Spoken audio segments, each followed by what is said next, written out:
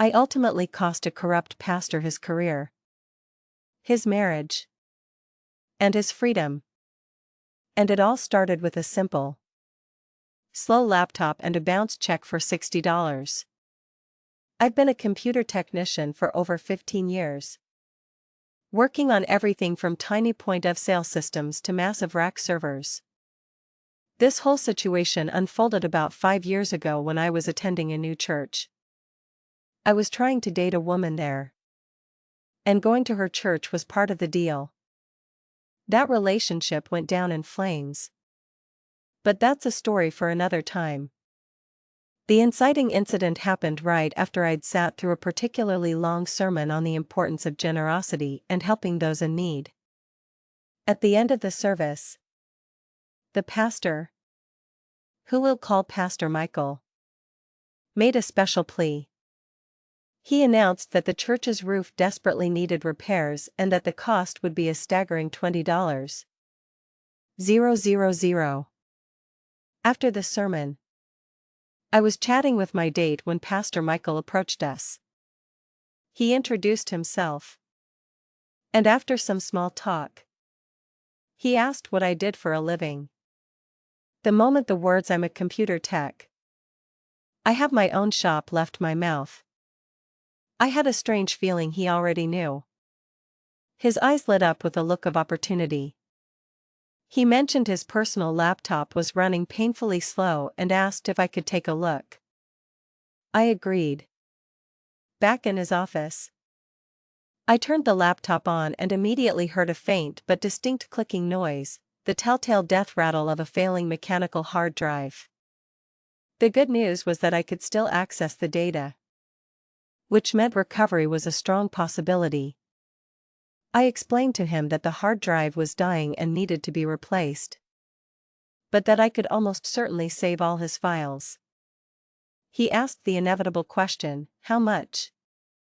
For a normal customer, this kind of job, parts, labor, data recovery, would run around $250.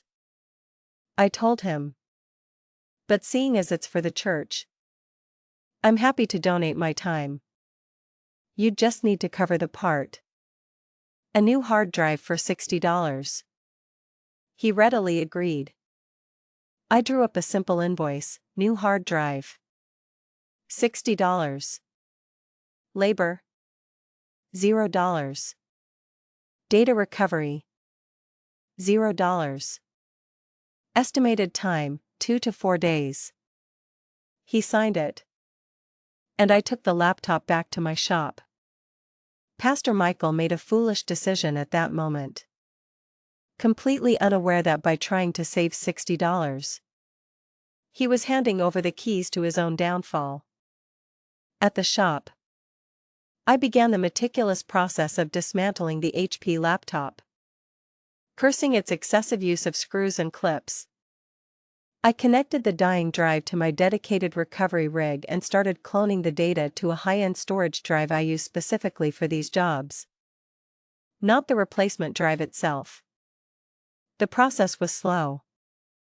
I checked on it the next morning, and the rig estimated another 10 hours to completion. On Tuesday morning, the second day I had the laptop, I walked in to see the recovery had finished with 100% of the data intact. The report confirmed the drive had developed too many bad sectors to function reliably. Now I had a choice. I could install a standard 1 terabyte hard drive for the quoted $60. Or for the same price, a much faster but smaller 120 gigabyte solid-state drive, SSD. Feeling generous after his sermon, I decided to go a step further. I shelled out an extra $40 of my own money for a 240 gigabyte SSD, which cost me $100. I cloned all his recovered data onto the new, speedy SSD. An hour later, the job was done. The laptop booted up in seconds, ran flawlessly, and was a perfect mirror of his old system, right down to his saved logins. I called Pastor Michael to let him know it was ready. He sounded pleased and said he'd be by soon. He arrived. Was thrilled with the improved speed. Signed the pickup form. And paid me with a personal check for $60. The fact it was a check is a crucial detail.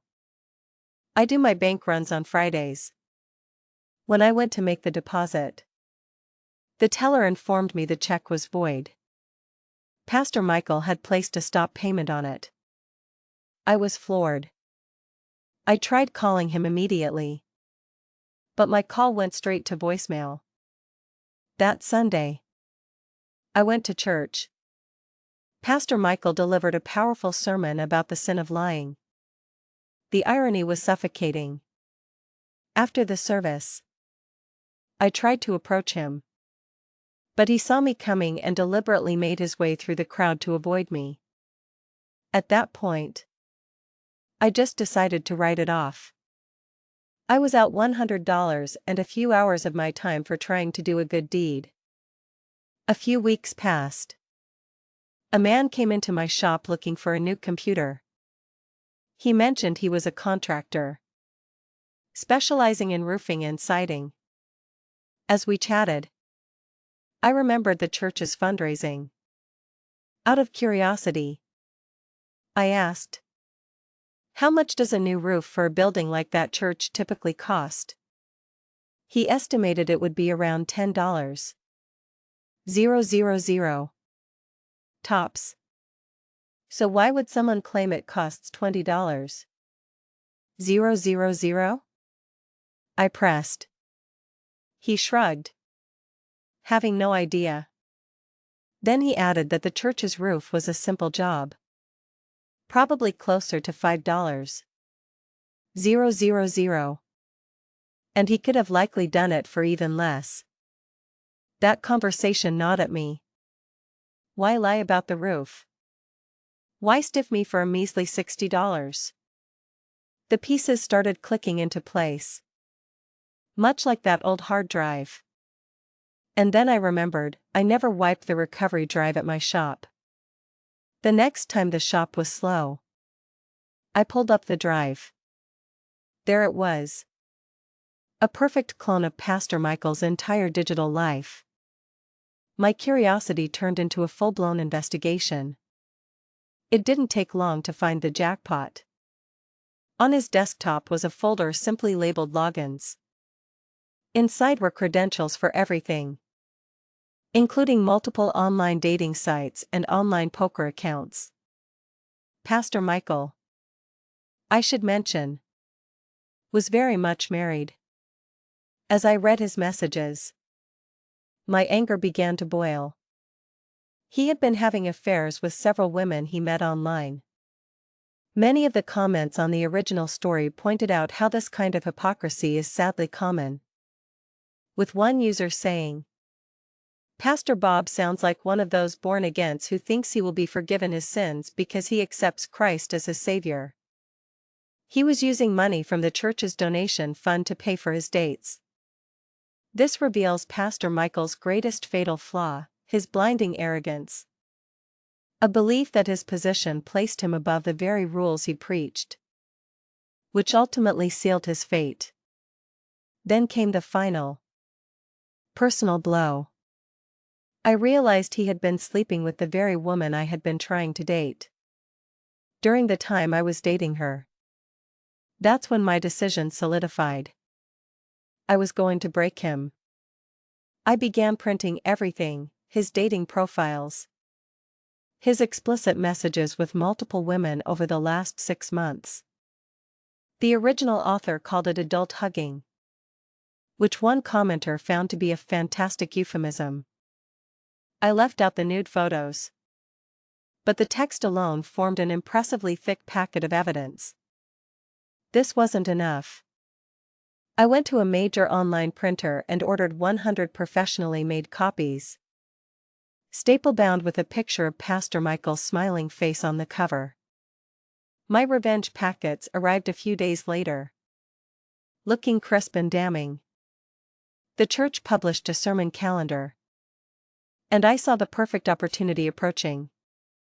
On that Sunday, I showed up late, waiting until the service was well underway and everyone was inside.